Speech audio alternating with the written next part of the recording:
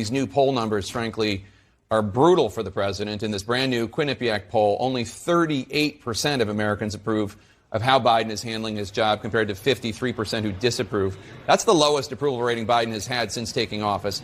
Another striking number, only 39% of Americans approve of Biden's handling of the economy. 55% say they disapprove of the job he's doing on the economy.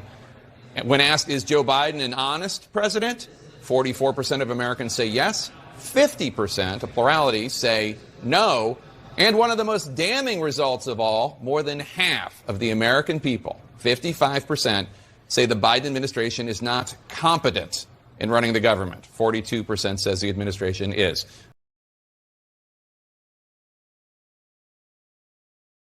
So put these numbers in perspective. 47% say we're headed in the right track. Where does that fit? Yeah, you would think that that would be low, but take a look compared to where we were during the Trump administration when the same exact question was asked by Marist College, right?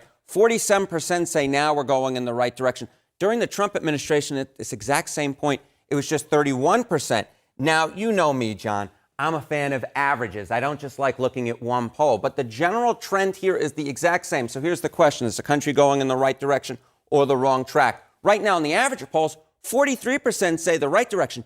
A year ago, during the protests, during COVID, all that, it was just 22%. June of 2017, 34%. You have to go all the way back to the beginning of the Obama administration when 43% of Americans said that we were on the right direction. So this is the highest number in a decade, over a decade, in fact. It's interesting to me because in June of 2017, the economy was ostensibly doing well, adding jobs, et cetera, still only 34%.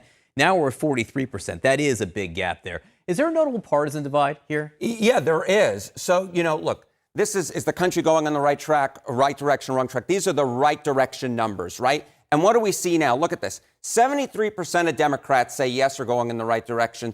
38% of independents, just 11% of Republicans. Not a huge surprise. But compare that to where we were last year, right? Look at this. I think the big number here that we take away is the independents jumped from 16% in June of 2020 to now 38%, and Democrats at 73, much higher than Republicans were at 39% in June. That 39% were Republicans who said things were going well. Yes. So, it's dwarfed by the number of Democrats who now say things are going well.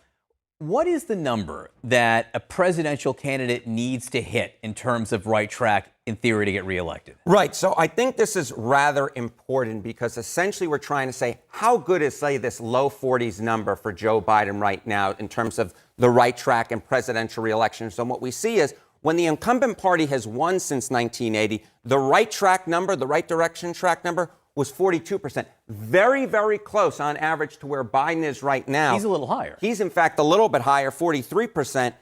When the incumbent party loses, you normally have a right track direction only around 25%. Joe Biden is well above that. This is much closer to where Donald Trump was last year around. He was in the low 30s. So, look, right now, if you were just looking at this right track, wrong track number, you would say that 43% that Joe Biden has, very, very close to what normally incumbent parties need in order to win re-election. There's some other numbers in this Marist poll also which show that people have a historically positive view of things, even though those numbers look somewhat negative. Did I set that up the right way? Yeah, I think you did. Essentially, look, normally the number on right direction, wrong track is bad, right? The same with Congress's job approval rating, right? You hate Congress overall, you like your own congressman. But here, take a look here. Look at this. The approval of Congress right now, 31%. Man, that's really crummy compared to a disapproval of 60%.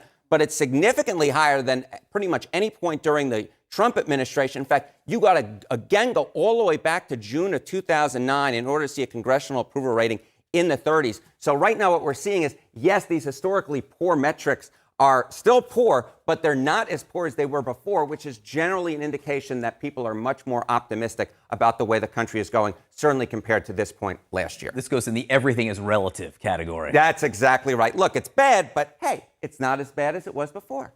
Ariane, thank you very much for that. Thank you.